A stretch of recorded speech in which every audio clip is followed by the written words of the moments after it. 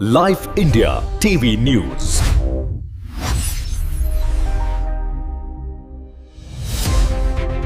भिवंडी तालुक्यातील कोणगाव येथे श्री ज्ञानेश्वर सत्संग मंडळ व ग्रामस्थ मंडळ कोणगाव यांच्या वतीने आयोजित अखंड हरिनाम सप्ताह मोठ्या उत्साहात व भक्तिमय वातावरणात संपन्न झाला.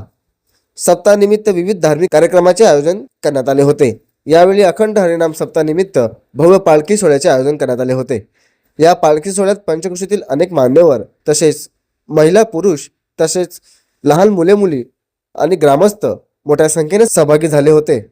संपूर्ण गावातून पालखीची मिरवणूक काढण्यात आली असून हरिनामाच्या जयघोषाने वातावरण भक्तिमय झाले होते. या धार्मिक कार्यक्रमामुळे कोणगाव परिसरात एकात्मता व श्रद्धेचे वातावरण निर्माण झाले असून ग्रामस्थांनी उत्साहाने सहभाग नोंदवत कार्यक्रम यशस्वी केला. यावेळी उपस्थित मान्यवरांनी आपले मनोगत देखील व्यक्त केले. यावर्षी हा अखंड हरिनाम सप्ताहाचा 41 वर्ष आणि या 41 वर्षामध्ये न भूतो न भविष्य ते असा पालखी सोहळा या ठिकाणी निघालाय. गावातील महिला आणि पुरुष मंडळी, बालक, लहान वर्ग जोमाने पालखीमध्ये सहभाग घेऊन या ठिकाणी आनंद लुटत आहेत.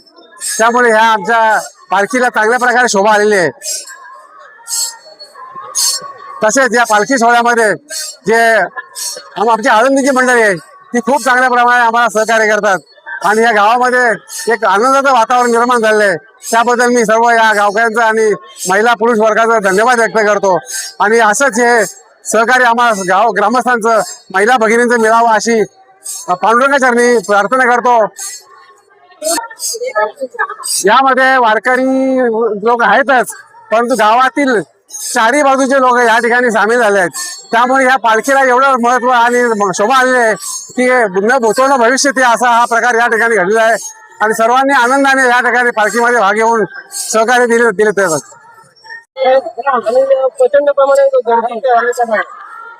रामकृष्ण हरी.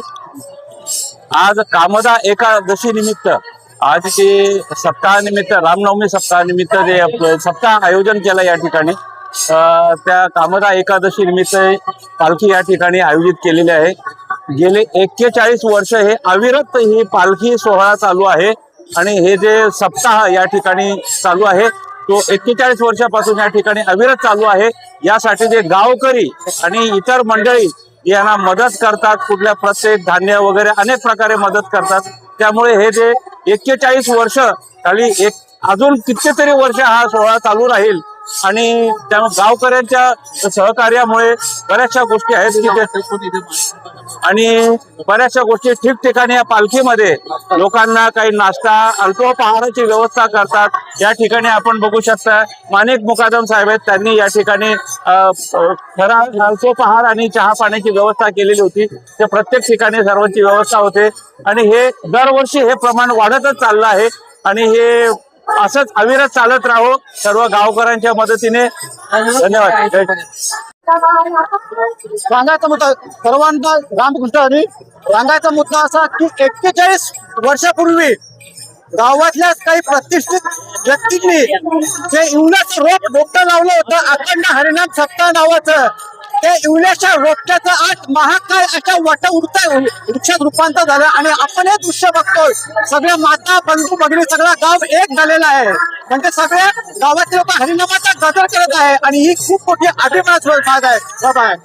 मी एवढंच सांगेन, कोण गावात हा जो आहे तो गावाच्या काही निवडक लोकांनी स्थापन केलेला आहे आणि आजचा जो माहोल आहे खूप अप्रतिम असा माहोल आहे. आणि मी एवढं सांगेन की या महाराष्ट्राची ही संस्कृती आहे, ही परंपरा आहे, छत्रपती शिवाजी महाराजांपासून ही परंपरा आपण जोपासली पाहिजे एवढंच सांगतो. आणि मी एवढंच सांगेन की अखंड हरिनाम सप्ताह म्हणजे या कोण गावाची आन बान शान आहे आणि जर असं म्हटलं तर ते वावगं ठरवणं आहे. आज बघा एवढा लोकांचा उतंड प्रतिसाद लाभत आहे, सगळ्या माता बघण्यात रस्त्या उतरल्या आहेत.